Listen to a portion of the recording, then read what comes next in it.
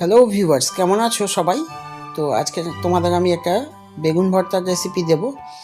তো সবার আগে বলে রাখি, এখন পর্যন্ত যে সমস্ত ভিউয়ার্স আমার চ্যানেলটা সাবস্ক্রাইব করোনি তারা প্লিজ আমার চ্যানেলটাকে সাবস্ক্রাইব করো, পাশে থাকা বেল আইকনটি ক্লিক করে অল নোটিফিকেশান করে দিও। তো চলে আসি রান্নায়। এখানে একটা বড় সাইজের বেগুন নিয়ে নিয়েছি, আর সঙ্গে নিয়েছি কিছু পেঁয়াজ কুচি। এখানে একটু পেঁয়াজ কুচিটা বেশি করে দিতে হবে। আর নিয়েছি একটু টমেটো, একটু কাঁচা লঙ্কা। তো এখানে প্রথমে কাঁচা লঙ্কাটা কুচিয়ে নিচ্ছি। পেঁয়াজ কুচিটা আগেই দেখতে পাচ্ছ। তো তার সঙ্গে লঙ্কাটাও পাতলা পাতলা করে কুচিয়ে নিচ্ছি। তো লঙ্কাটাও রেখে নিই। এবার কিছু ধনে পাতা কুচিয়ে দেবো। তো ধনে পাতা কুচিয়ে নিয়ে নিচ্ছি, খুব সরু সরু করে আর কি কুচিয়ে নিচ্ছি ধনে পাতাটাও। তো এটা বেশি মোটা থাকলে একটু সমস্যা হয়, মুখে পড়ে। তো একদম মিহি হলে খুব ভালো হয়, সেই জন্য পাতলা পাতলা করে কুচিয়ে নিলাম। তো ধনে পাতাটা কুচিয়ে নেওয়ার পর এবার টমেটোটা কুচিয়ে নেব। টমেটোটা অর্ধেক করে উল্টো দিক দিয়ে কাটলে, এই যে এইভাবে কাটতে সুবিধা হয়। টমেটো সহজে কুচিয়ে নেওয়া যায়, একদম ফাইন চপ বলতে পারো। তো ফাইন চপ করে নিলাম টমেটোটা। তো টমেটোটা আবার একটা পাত্রে রেখে নিই। টমেটোটাও রেখে নিলাম। তো এবার কিছু আমি 12-14 কোয়া রসুন নেবো। রসুনটাকে হালকা থেতো করে নেব। থেতো করে নিলে এটা ফাইন চপ করতে সুবিধা হয়। তো থেতো করে নেওয়ার পরে এইভাবে আর কি তোমরা ফাইন চপ করে নেবে। রসুনের মাত্রাটাও এই রেসিপিতে একটু বেশি লাগে, আর একটু ফাইন চপ করে নিতে হবে। তারপর যাই হোক, এবার বেগুনটায় একটু সর্ষের তেল মাখিয়ে নেব। তো ভালো করে বেগুনটা ধুয়ে সর্ষের তেল মাখিয়ে নিচ্ছি। তো সর্ষের তেল মাখানোর পর এবার গ্যাসটা ধরিয়ে বেগুনটা পুড়তে দেবো। তো গ্যাসটা ধরিয়ে নিলাম। এবার বেগুনটা প্রথমে মানে আগার দিকটা দেবো। আগার দিকটা দিয়ে তারপরে এরকম ঘুরিয়ে ঘুরিয়ে একটু সময় ধরে এটা ভালো করে পোড়াতে হবে। পোড়ালে একদম খোসাটা উঠে যাবে। তো ভালো করে কালো করে পুড়িয়ে নেবে।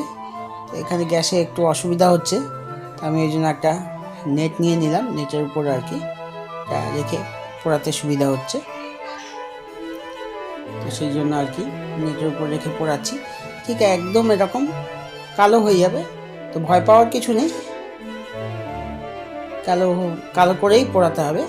তারপর ভালো মতন পোড়া হয়ে গেলে এটা একদম নরম হয়ে যাবে, একদম বসে যাবে। তো তারপর সরিয়ে নেব। সরিয়ে নিয়ে খুব সহজেই এরকম করে চোখলাটা উঠে যাবে। তো যাই হোক, তারপর একটু কড়াইতে একটু তেল গরম করে নিচ্ছি। এখানে সর্ষের তেলেই আমি রান্নাটা করব। খুব বেশি পরিমাণ তেল দিতে হবে না, অল্প তেলেই একটু জিরে ফোড়ন দিয়ে নিলাম, গোটা জিরে। তার সঙ্গে দিয়ে দেবো কোচানো রসুনটা, দিয়ে একটু নাড়াচাড়া করব। রসুনটা একটু লাল লাল মতন ভাজা হয়ে গেলে দিয়ে দেবো পেঁয়াজ কুচিগুলো দিয়ে এখানে একটু সটে করে নেব।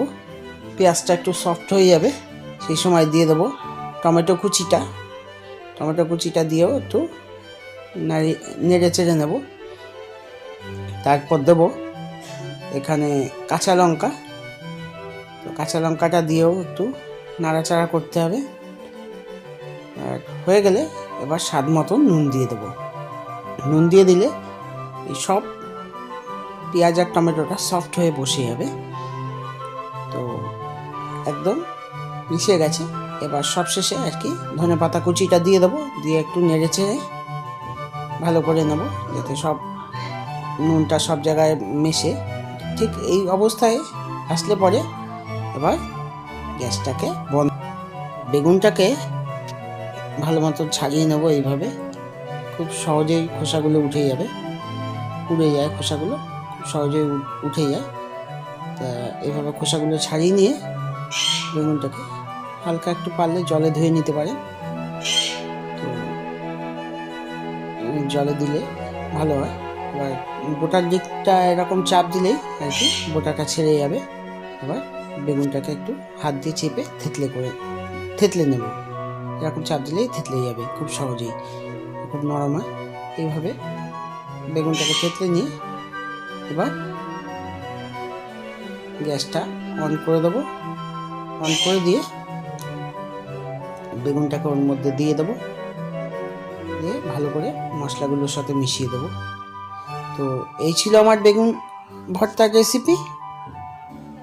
তো এটা তোমরা করে অবশ্যই খেয়ে দেখবে, আর আমাকে কেমন লাগলো সেটাও আমাকে জানাবে এইভাবে খেয়ে।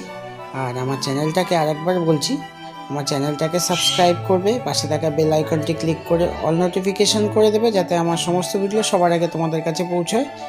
আর আমার ভিডিওগুলো যদি ভালো লাগে অবশ্যই লাইক শেয়ার করবে, আর আমার ভিডিওগুলোতে কমেন্ট করতে ভুলবে না বন্ধুরা। ধন্যবাদ।